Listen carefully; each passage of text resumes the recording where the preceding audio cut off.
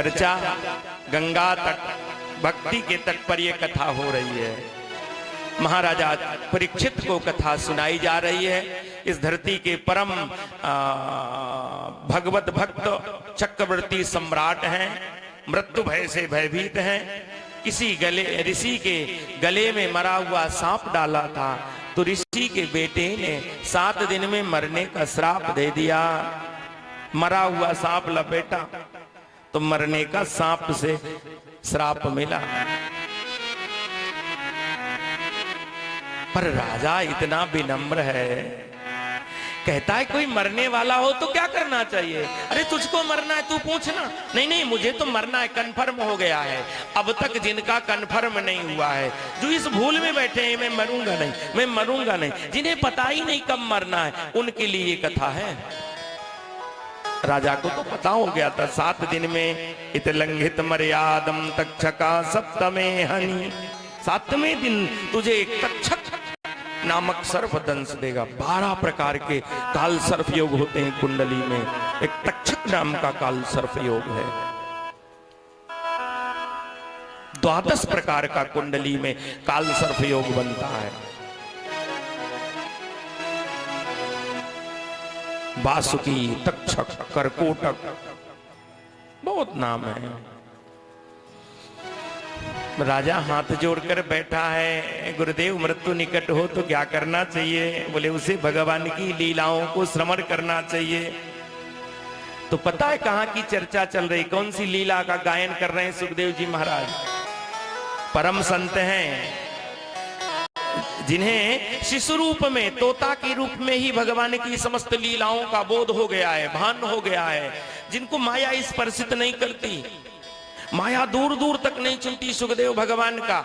ऐसे वीतराग परमहंस, ये परमहंस संगीता है। अस्यम पारमहंस में कमलम ज्ञानम परम गीयते, ये परमहंस संगीता है।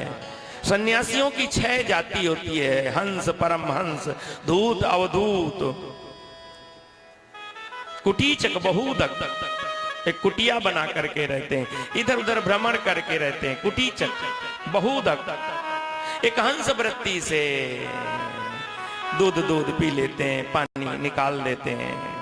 एक परमहंस है जिनको कुछ लेना नहीं, जो मिल गया सो खा लिया, नहीं मिला कोई बात नहीं है। एक धूत भेष में है जो किसी से कुछ मांगते ही नहीं है, वस्तु पदार्थ से परे हो गए हैं, शरीर का भान ही नहीं है। और अंतिम सन्यास की परिणति अवधूत है,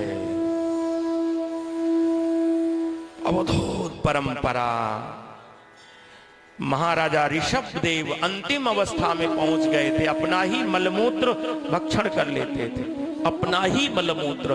भगवान ऋषभदेव, शरीर का भान नहीं रहा, कपड़े उतर गए। उन्हीं से ये दिगंबर जैन परंपरा चली है, तभी से दिगंबर, कपड़े उतर गए, कांटों से लिपट गए, उतारा नहीं, उतर गए।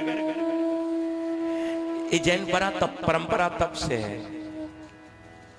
इस कथा का गायन कौन कर रहे हैं? परमहंसस्यम पारम में हंसममलम ज्ञानम परम गीयते।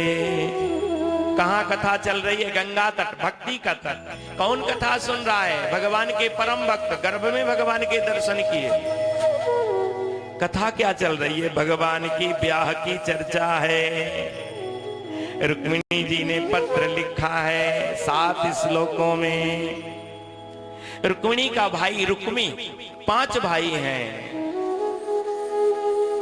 राजा भीष्म को नाम विदर्भाधिपतिर महान, विदर्भ देश का राजा है, कुंडिनपुर का, महाराष्ट्र में विदर्भ क्षेत्र है कुंडिनपुर।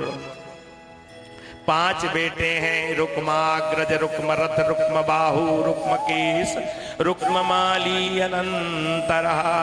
5 भाई हैं और एक बहन है, रुक्मिण्याम ऐसा स्वसा सती। एक बहन है 5 भाइयों के बीच में, बहुत दुलार है, बड़ा प्यार है।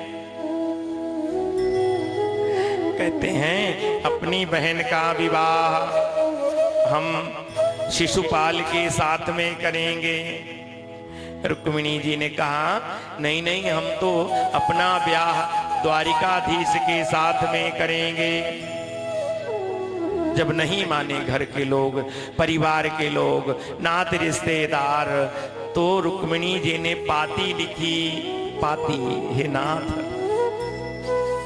आप आओ ना, मेरा वरण कर लो।